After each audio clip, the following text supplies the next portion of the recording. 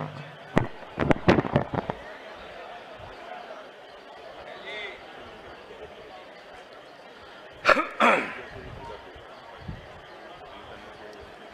इस महाराष्ट्र प्रदेश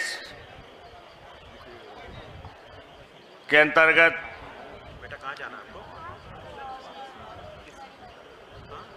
उत्तर प्रदेश से एक संदेश लेकर के उत्तर प्रदेश लोकसभा की ऐतिहासिक जीत की खुशी में ये ऐतिहासिक स्वागत समारोह की अध्यक्षता कर रहे महाराष्ट्र प्रदेश के अध्यक्ष और हमारे बड़े भाई हरदिल अजीज और उत्तर प्रदेश के उत्तर भारतीयों के दिलों पर राज करने वाले हर नौजवान के दिलों पर अबू हाशिम अबू हाशिम अबू हाशिम शोषित दलित अगड़े पिछड़े माइनॉरिटी वंचित समाज के लोगों की रहनुमाई महाराष्ट्र में कर रहे और उत्तर भारतीयों का नाम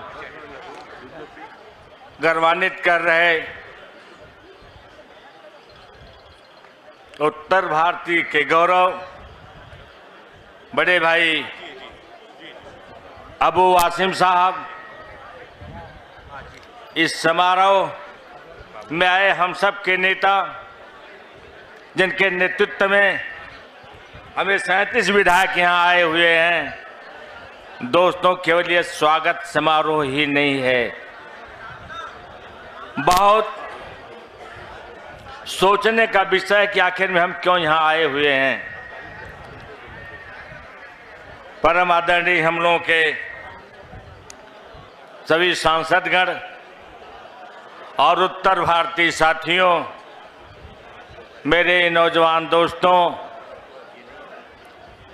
मैं अपने हरदिल अजीज बड़े भाई अबू हाशिम जी का आप सब की तरफ से, अपने सांसद साथियों की तरफ से महाराष्ट्र की धरती पर आपके प्रति आभार व्यक्त करते हुए और आपको नमन करते हुए, आप सबका वंदन करते हुए बहुत बहुत धन्यवाद करता हूं। इसलिए करता हूं, इसलिए आभार व्यक्त कर रहा हूं मेरे दोस्तों।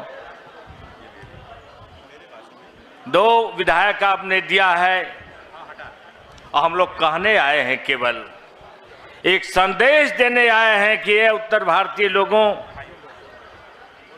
जिस तरह से हम लोगों ने पूर्वांचल में उत्तर प्रदेश में एक इतिहास बनाने का काम आपके आशीर्वाद से हुआ है मेरे दोस्तों, अगली बार जब हम लोग आए यहाँ एक कीर्तिमान स्थापित मैं चाहूँगा आपके द्वारा भी हो, ताकि हमारे नौजवान साथियों का एक योगदान हो सरकार बनाने में कि बिना समाजवादी पार्टी के कोई सरकार नहीं बन सकती। जो बनेगी वो आदरणीय अबू हाशिम के नेतृत्व में ही बन सकती है। ये मैं आपसे कहने आया हूं। मेरे दोस्तों, बातें तो बड़ी लंबी है, तकरीर लंबी हो जाएगी, महसूस हो रहा है आप लोगों को। एक शेर के साथ मैं शुरुआत करूंगा जो आप महसूस कर रहे हैं कि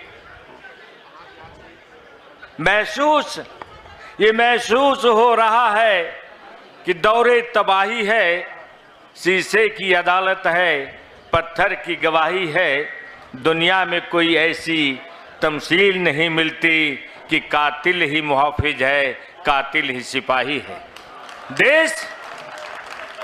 देश को बचाने की बात करता है। हम देश नहीं बिकने देंगे, हम देश नहीं बटने देंगे, सौगंध राम की खाते हैं, हम देश नहीं। तो मैं कह रहा हूं, देश बटा कहां? ये तुम ही कह रहे हो आदरणीय मोदी जी कि देश नहीं बिकने देंगे, हम देश नहीं बटने देंगे। बांट तो दिया तुमने धर्म के नाम पर, हिंदू मुस्लिम के नाम पर, और राष्ट्र के नाम पर तुमने देश को बेचने का काम किया, और जब तुमने राम के नाम को बेचने का काम किया, भगवान को बेचने का काम किया, तो अयोध्या में जा करके आप देखो, आदरणीय अवधेश प्रसाद जी हैं हमारे बीच में, उनके बाप बैठे हुए हैं। जब ये जय श्री राम का नारा लगा रहे थे तो हमारी तरफ से पीडीए के लोगों ने कहा, जय अवधेश, जय अवधेश, जय अवधेश, जय अखिलेश, ये नारा लग रहा था। आज ये पीडीए के इस नारे से घबरा करके संशोधन बिल ले आ रहे हैं कि अब पार्लियामेंट में नारा नहीं लगेगा, नहीं तो ये चिढ़ाते थे हम लोगों के दिखा करके जय श्री राम, तो हम भी कहते हैं जय अवधेश, जय पीडीए। तो आज ये घबरा गए हैं, और घबरा गए मेरे दोस्तों। मैंने इसलिए शेर कहा है, ये महसूस तो हो ही गया। बचा क्या है आपके पास? आपके पास केवल जनशक्ति है। देश खोखला हो गया है, बिकने में कुछ बाकी नहीं रह गया है। एयरपोर्ट बिक गए, बंदरगाह बिक गए, रेलवे बिक गए, एलआईसी बिक गई, और सबसे बड़ी बात है कि आपकी यूनिवर्सिटियां और शिक्षा भी बिक गई है। बता दो आप बचा क्या? और संविधान कहते हैं कि संविधान पर हाथ नहीं, संविधान तो इन्होंने पहले ही बेच दिया है। बता दो, हिंदुस्तान नहीं पूरी दुनिया के संविधान में कहीं 4 वर्ष की नौकरी होती है? अग्निवीर वो नौजवान जाएगा, सरहद पर लड़ेगा, शहीद होगा तो शहादत भी नहीं देंगे और उसकी लॉज भी नहीं आएगी, उसको पेंशन भी नहीं मिलेगी। ये कहीं किसी संविधान में है? जब हमने कहा, इसी पर नारा लगा आदरणीय अखिलेश यादव जी जब पीडीए का नारा लगाए, तो पीडीए समाज के लोगों एक हो जाओ। मैं भी कहने आया हूं, छोड़ो सारी चीज, बच्चों का भविष्य अंधकार में है, पढ़ करके क्या करेंगे? हमारी मांग यही है, माननीय धर्मेंद्र यादव जी की मांग यही है, राष्ट्रीय अध्यक्ष की मांग यही है कि जिस माँ के बेटे की उम्र खत्म हो गई 10 साल, कोई नियुक्तियां नहीं निकली, और निकली भी तो पेपर लीक हो गया। ये है इनकी सोच। मसूलनी की तर्ज पर ये राज करना चाहते हैं कि जिस देश में सियासत करनी हो, राज करना हो, वहां के लोगों को निरक्षर बना दो। ठीक है बड़े भाई संचालक महोदय, बहुत बहुत धन्यवाद। मैं इसीलिए मैं कहा कि मैं नहीं, थोड़ा सा तो जब हम लोग बोलेंगे, जब तक विषय को नहीं रखेंगे, या तो करवाना चाहिए। आदरणीय हमारे अध्यक्ष जी हैं, हमारे महबूब नेता हैं, धर्मेंद्र बाबू जी हैं, हमारे बड़े भाई अबू आसिम आजमी जी हैं, अवधेश जी हैं, अच्छे अच्छे वक्ता लोग यहाँ बैठे हुए हैं। या तो समय रखिए, हम लोग आएंगे। आदरणीय आसिम भाई, आप तो मेरे बड़े भाई, मेरा क्षेत्र भी आप ही का है, बड़ा ही आसान है आपका।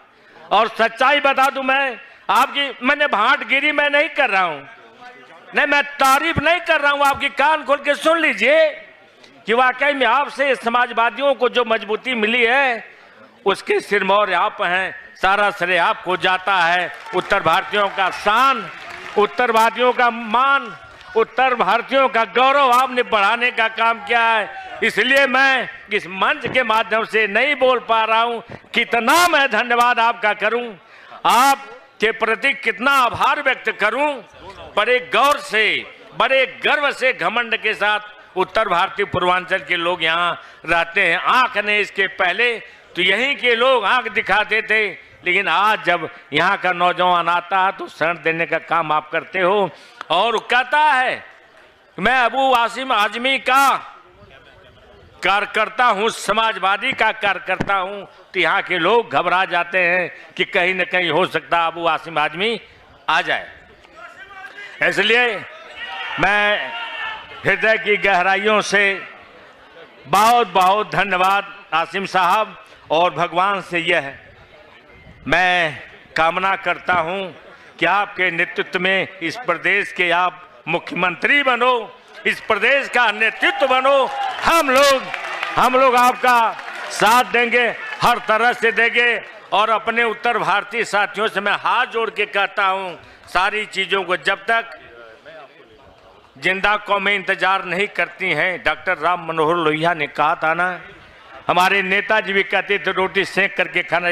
जिस दिन आप मन बना लोगे, मैं बता दे रहा हूं, मुझे मालूम है कितनी पॉपुलेशन है आपकी यहाँ, जिस दिन आप मन बना लोगे उत्तर भारतीय साथियों, पूर्वांचल के लोगों, उस दिन अबू आसिम आजमी को कोई मुख्यमंत्री बनने से रोक नहीं पाएगा। मैं जान रहा हूं। बहुत बहुत धन्यवाद। जय हिंद, जय भारत, जय अखिलेश। माननीय नेताजी अमर रहें, लोहिया जी अमर रहें, BR अम्बेडकर अमर रहें, डॉक्टर राम मनोहर लोहिया अमर रहें, साहू जी महाराज अमर रहें, ज्योतिबा फूले अमर रहें। बहुत बहुत धन्यवाद। भाइयों, मैं सारे सांसदों का बहुत एहसानमंद हूं। बेचारे